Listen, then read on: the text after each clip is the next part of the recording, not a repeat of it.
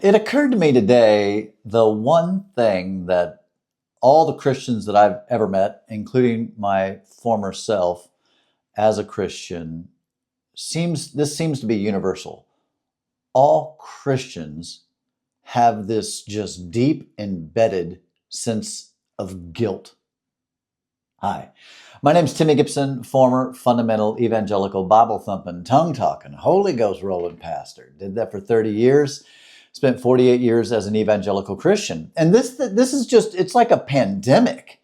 It's something that all Christians face, even friends of mine today who are still Christian. I'm atheist, which I just don't see enough evidence to convince me to continue to believe in God. Guilt, and it stems from the core teaching of the Bible, which is you're born bad and then commanded to be well, right? And even in this journey of becoming, I guess what Christians would call being born again or being saved or being made new or whatever the concept that makes sense to you, and if you're a Christian watching this, there's this overwhelming sense that you are bad. Okay, that was the prevailing feeling that I had for 48 years.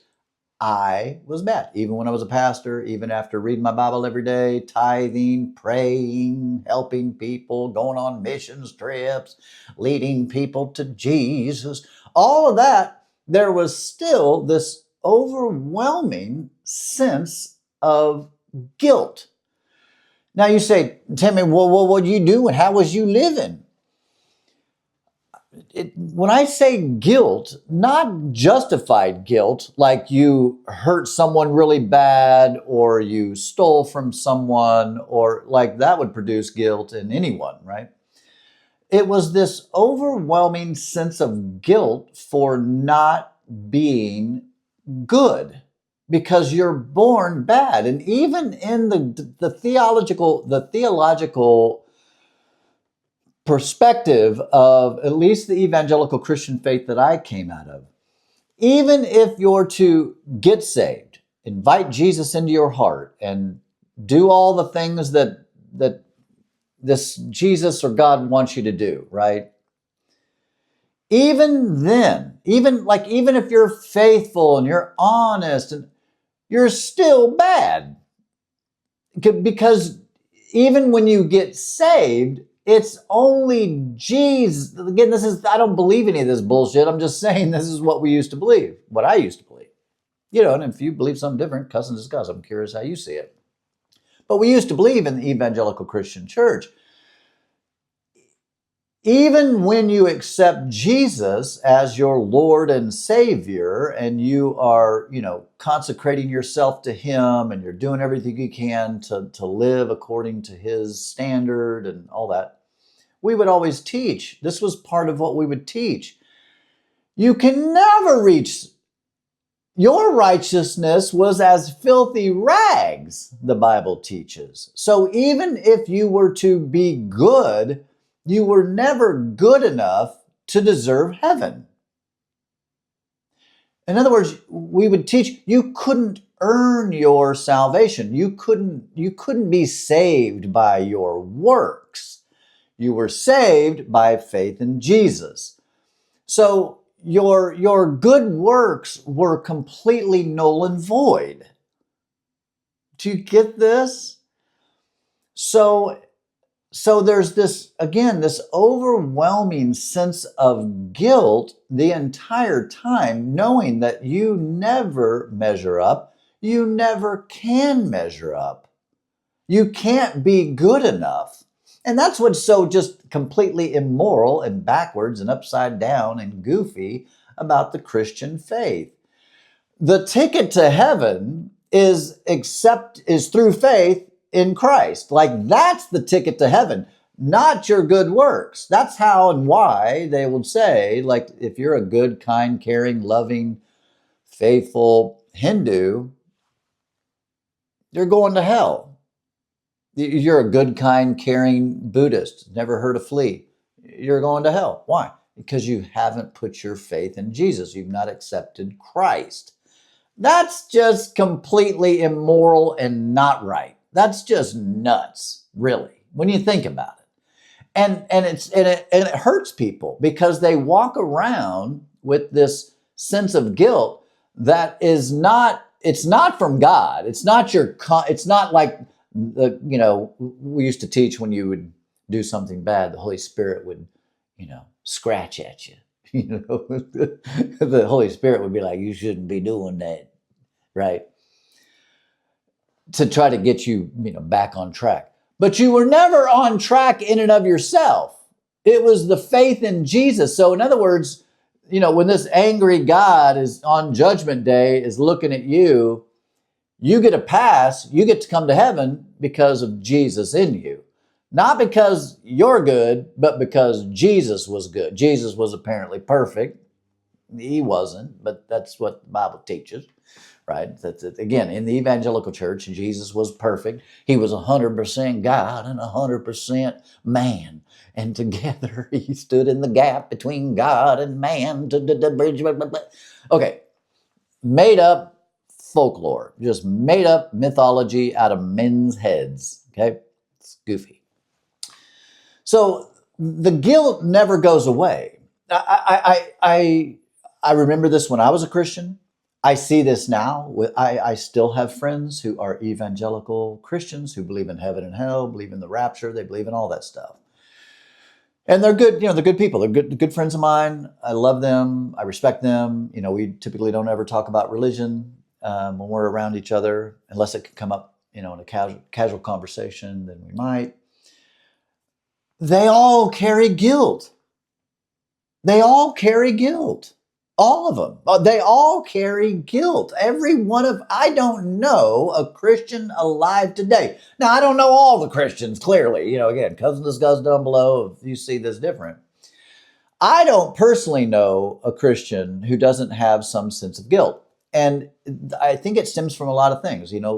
Christians get crucified, if you will, in regards to being, they're always called hypocritical.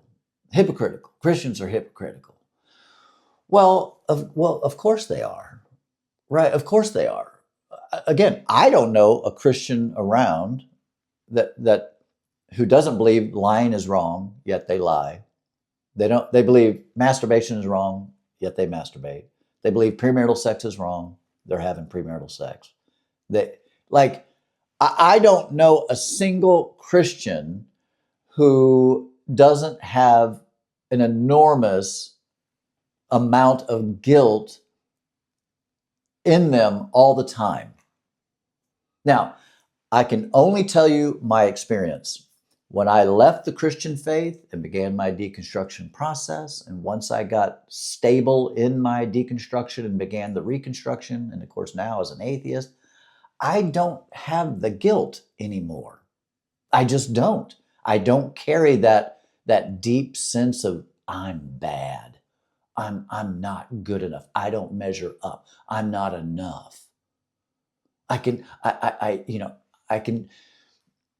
Does that make sense? Have you ever experienced that? Let me know. I mean, if you are an atheist now or going through the deconstruction process or having questions about your faith, is this something you've ever wondered about this whole idea of guilt and where it comes from? It comes from the teaching. It's not something you're born with. It's something that's come from brainwashing in the Christian faith, again, and especially in the evangelical Christian faith. It's the carrot in front of the donkey, right? The donkey never gets to the carrot, right? That's what keeps them in it. It's the same thing with Christianity. It's the carrot that's just dangled in front of you of, I guess, what the Nazarenes would call, sanctification, which no one ever reaches the stage of sanctification.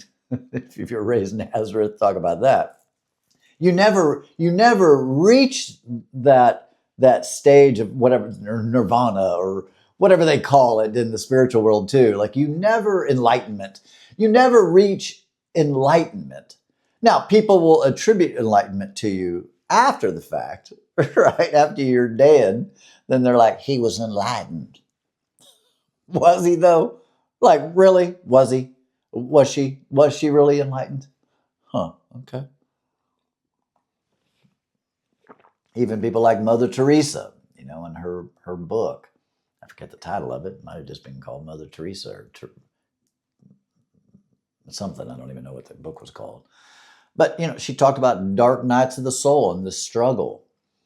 Well, it's I don't notice a difference. I've said this so many times in other videos.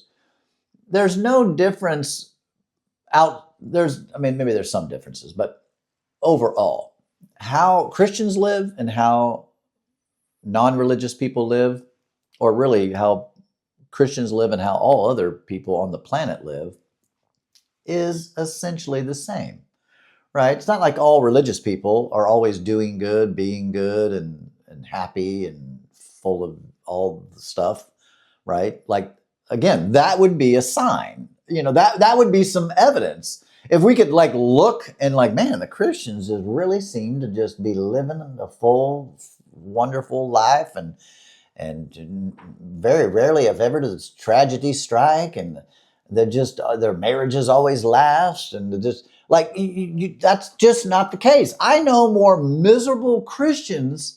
I've always known miserable Christians, but even now that I've stepped away, I look back, I peer back in over there, and I'm thinking, you guys claim to have the answer. I used to claim to have the answer. You don't have the answer to shit. You don't have the answer to shit. You don't have the answer to nothing except made up that heaven's going to be great. There's no more pain, no more suffering, no more dying. It's all just made up. It's not real. And the sooner you can let go of the mythical teaching and arranging your lives around there's a heaven to gain and a hell to shun, and there's a devil hiding behind every bush, he's going to get you, watch out, right? And if the devil ain't going to get you, God's going to test you and see what you're made of. What kind of life is that? I used to live that life. 48 years I lived that life. There's a devil behind every bad thing that happened to me. Or God was trying to test me. I just literally had a Christian tell me this yesterday. They found they had cancer on their face. And this is a family member. And so I just had to say it. I said, well, why haven't you prayed and had God take that away? Wasn't he wounded for your transgressions, bruised for your iniquities, and the chastisement of your peace was upon him. By his stripes, you've been healed. What's up? All right, because I know this person believes in that. They say, well, I think God's trying to teach me something with this cancer on my face. What? Right? What? What is that? I'm telling you, listen, you can believe what you want to believe. Clearly, you do. I do. We all do.